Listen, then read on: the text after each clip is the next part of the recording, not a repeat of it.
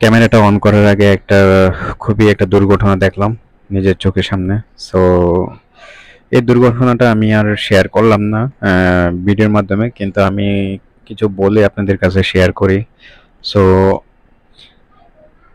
আজকে যেটা দেখলাম আসলে খুবই দুঃখজনক বিষয়, খুবই খারাপ লাগলো বিষয়টা দেখে।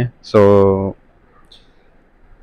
যারাই গিয়া ভিডিওটা দেখছেন, যদি কোনো এমন কোনো ব্যক্তি চোখে ভিডিওটা পড়ে যারা গিয়া ছিনতাইকারীর সাথে জড়িত আছেন, প্লিজ দয়া করে তারা এই কাজটা অন্তত করবেন না। সো দেখুন, কিছুক্ষণ আগে ছিনতাইকারী একটা মহিলা একটা সিনজিতে উঠতে দিয়েছিল, তার ব্যাগটা টান দিয়েছে। সো পিছনে বাস, সে উল্টায় পড়ে মানে বাসের চাক্কার ভিতরে পড়ছে, একদম স্পট ডেড। সো ব্যাগে কি আছে না আছে ছিনতাইকারী নিজেও জানে না। সো তার জীবনটা চলে গেল এরই ফাঁকে। এটা আসলে অনেকটা কষ্টদায়ক যে ওই ব্যক্তির কারণে যদি একটা পরিবার নির্ভরশীল থাকে, তাহলে ওই পরিবারটা কি হবে।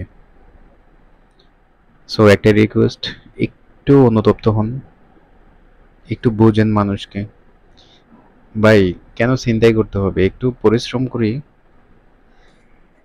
যারা ছিনতাইকারী তারা তো গিয়ে স্ট্রং লোক হয়। একটু পরিশ্রম করেন ভাই। কেন অন্যের জীবনকে ধ্বংস করে, অন্যের পরিবারকে ধ্বংস করে আমার ছিনতাই করতে হবে? ভাই, আপনি মানুষ, আমরাও মানুষ, সবাই মানুষ। যার কাছ থেকে ছিনতাই করছি সেও মানুষ। খুবই দুঃখজনক ঘটনাটা দেখে খুবই খারাপ লাগলো, এই জন্য শেয়ার করলাম। যারাই দেখছেন মন খারাপ করবেন না।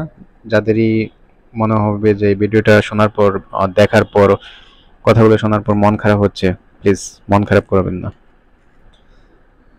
আমার প্রতি কোনো রাগ হবেন না, রাগান্বিত হবেন না। সো আমার চোখের সামনে পড়লো তাই আমি শেয়ার করলাম আপনাদের সাথে। সো সবাই যে যেখান থেকে থাকুন না কেন, যে যেখান থেকে ভিডিওটা দেখেন না কেন, সবাই ভালো থাকবেন। তো সবাই আমার জন্য দোয়া করবেন। আর গিয়া আর কি বলবো, কিছু বলার ভাষা নাই।